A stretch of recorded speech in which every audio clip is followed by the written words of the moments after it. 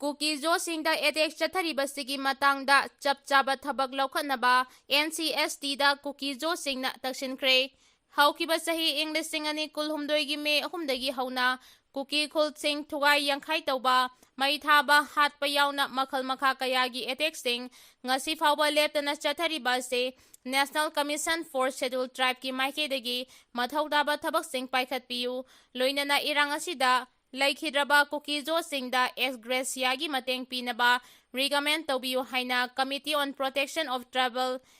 Areas Manipur Kuki Hills na ngasi National Commission for Scheduled Tribe ki chairman Antar Singha Aryada aiba cherol pisinduna wakatkhre. Committee asigi chairman da pisinkiba cherol aduda hairibana Nscn-Im ama oina Kuki Scheduled Tribe blessing ase Manipur gi protected hill area singda khundai loinana Kuki customary law gi makhada khulsing asigi mapu ase village tip singna oi hauki pasahi English singani kulhumdoi degi sahi asigi July faubada Kangpokpi Ukhrul Kamjong amasong None district leiba Kuki khulsingda leptana attack tawbagi thawong sing chathari Kuki khulsingda nongmai sijinaduna attack tawba yauna yumsing mai thaba mi hatpa hostage oina fajinba otnaiba lawu singut tawnariba lamting manghantak hanba Kuki khunja sing namduna lanje nahanba community infrastructure sing thugai yangkhai bagi thawong kaya chathari hairiba thodok sing asida Nscn-Im yauna atai khulai paiba kaya amasu senai haukiba sahi English singani kulhumdoi gi June 5 dagi sahi 6 January 13 faubada Kamdong Ukhrul None amasong Kangpokpi district ta Kuki khultara taruk mai thakre Kuki amasong naga anigi marakta chatharakhiba hana sunabagi thodokta miyoi 13 hena laikhidre maramaduna commission gi maikedagi Indian Constitution gi article 338A gi makhada complaint asi register tawbaga loinana makhada ba thabak sing paikhat piu singi area singda Kuki tribe gi miyoi kaya hatkhiba kulkaya mai thakiba attack chathaba yauna hingsagi thodok sing chathakiba asigi matangda attack chathaba yauna hingsagi thodok sing chathakiba asigi matangda commission gi maikedagi sumoto cognizance lokhat piu loinana thodok sing asigi matangda independent fact finding and inquiry team ama constitute tawduna inquiry chathabiu Manipur Government Ministry of Home Affairs Manipur Police ki DGP amasung mari lainaba authorities singdagi thodok sing asigi matangda action taken report sing kauduna examine tawbiu Kuki khulsingda makhatana hengsagi thodok sing thoktanaba amasung miyam asoyangam yaudana leiba ngamnabagi damakta neutral central armed forcing deploy tawbiu mai thaba yauna amangata thokraba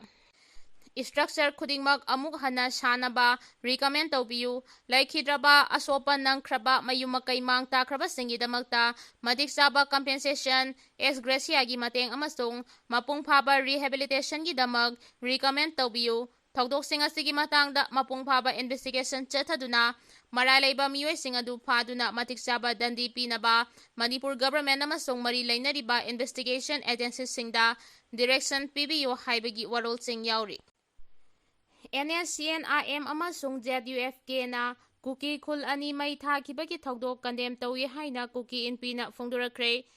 ngarang nungthil pung 2:30 taba matamda None district ki manungchana leiba Taikhang amasung lenglong Kuki village da Nscn-Im amasung ZUFK na nomai kapsinduna attack tawba yauna yum kaya mai thakibagi thodok adu akanma mawongda condemn tawi haina Kuki NP Manipur na thadorakpa cherol amana hairi cherol asina makhatana hairibana asigumba thodok sing asida central government ki maikeidagi akanba mideng changbaga loinana Kuki zo community singi oina masagi legislature leijaba separate union territory gi demand ase athubada thabakta onthoknaba dabi tawri Kuki khul anida attack chathagiba adu leiriba irang asi hena pakthok chawthok hanaba honabani Nscn-Im amasung ZUFK gi maikeidagi Kuki khulsingda attack chathakiba adu Kuki jo sing takthoktuda Greater Nagaland gi agenda asi hena khumang chawsinaba honabani Kuki khulani nungthil pobopta attack chathakibagi thawong asina state government na miyam ngangsenba ngamdre haibadu mayek sengna takle loinana yamna toina Kuki jo frontier village singda attack chathaba asina internal security crisis asi hena lusil hanbaga loinana security lapses leire haibadu mayek singna takle amaromda Manipur gi hojik leiriba administrative arrangement adugi makhada Kuki Josing asoy angam yaudana amasung santi oina leiba ngamloidabana Indian Constitution gi makhada Kuki Josing gi oiba separate administration demand atubada pigadabani demand ase Kuki Jo community sing security dignity amasung matam sangna santi oina hingba ngamnabagi damaktani masiga loinana haudik leiriba structure asibu thugaina ba honariba Nscn-Im amasung masigi proxy group oiriba ZUFK gi mathakta central government ki maiketagi khudakta counter terrorism offensive chathagadoribani haina demand tauri hairi Mapana Apokpa Macha Nupa nongmaina kaptuna Hatkhre mihatpa mapa lothkhibadagi thiba khangdana leiri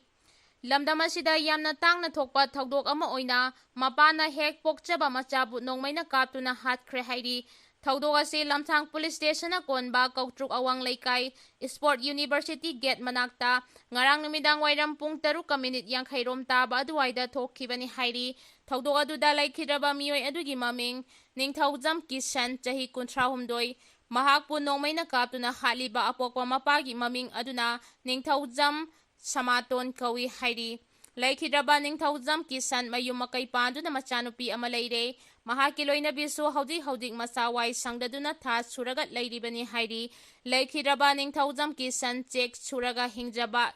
check mistrini masin manaw marigi manungda mahangna ahalni Thaudok asigi matangda press na phangba paw amagi matung ina ngarang numidang waira Mapa Macha anigi marakta ningai sangdana ba ama thokhe maduda mahaki Apokpa Mapa Ningthaujam Chamatona single rebel license ganna mahaki Macha Nupa Kisanbu nongmaina kapkibani nongmaina panbadagi soklaba Kisan khudakta North AOC da leiba Rajmedi City da pukhalakpagi lambida laikhidabani hairi mahaki asiba hakchang rimski mokta thamkhre